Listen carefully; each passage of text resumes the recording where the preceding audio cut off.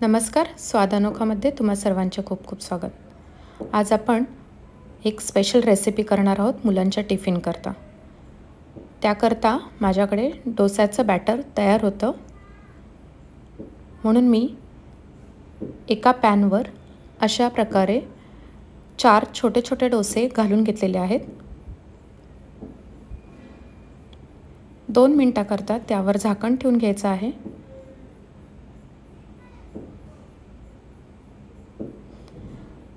एक साइडनी छान भाजून झाल्यानंतर ह्यावर आपण साजूक तूप घालून घ्यायचं आहे।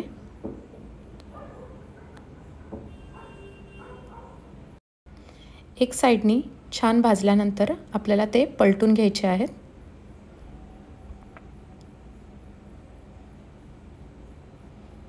दुसऱ्या पॅनमध्ये तोपर्यंत मी 1 चमचा तेल घालून घेत आहे। ही रेसिपी झटकीपट होते आणि मुलांना टिफिनमध्ये अतिशय आवडते।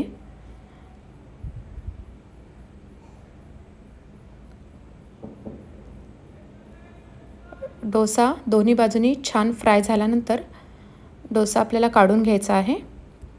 अशाच प्रकारे मी अजून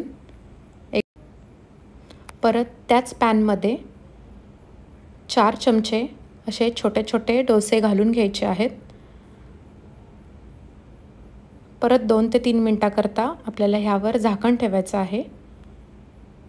एक साइडनी व्यवस्थित भाजून झाल्यानंतर दुसऱ्या बाजूनी तूप लावून छान भाजून घ्यायचे आहेत। हे आपल्याला मंद गॅसवरच करायचे आहेत, जेणेकरून ते थोडेसे क्रिस्पी लागतात। तूप घालून मी परत हे झाकून ठेवलेलं आहे।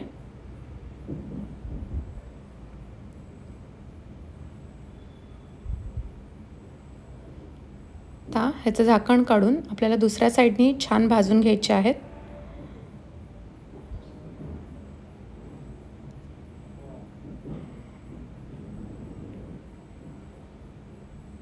दोन्ही साइडनी छान क्रिस्पी झालेले आहेत। आपल्याला हे काढून घ्यायचे आहेत।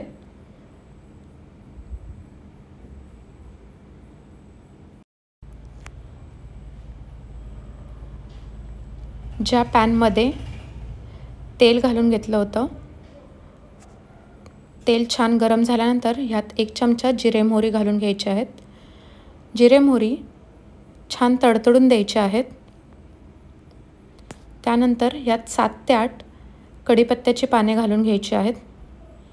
1 लाल मिरची त्याचे 2 तुकडे करून ह्या फोडणीमध्ये घालून घ्यायचं आहे। आता आपण जे छोटे छोटे डोसे केले होते ते ह्यात घालून व्यवस्थित मिक्स करून घ्यायचं आहे। आपल्याला हे एका भांड्यात काढून घ्यायचे आहेत। ह्यावर जी मी साऊथ इंडियन एक चटणी दाखवली होती, गन पावडर किंवा पोडी मसाला याला म्हणतात, हे यावर घालून आपल्याला छान हलवून घ्यायचं आहे।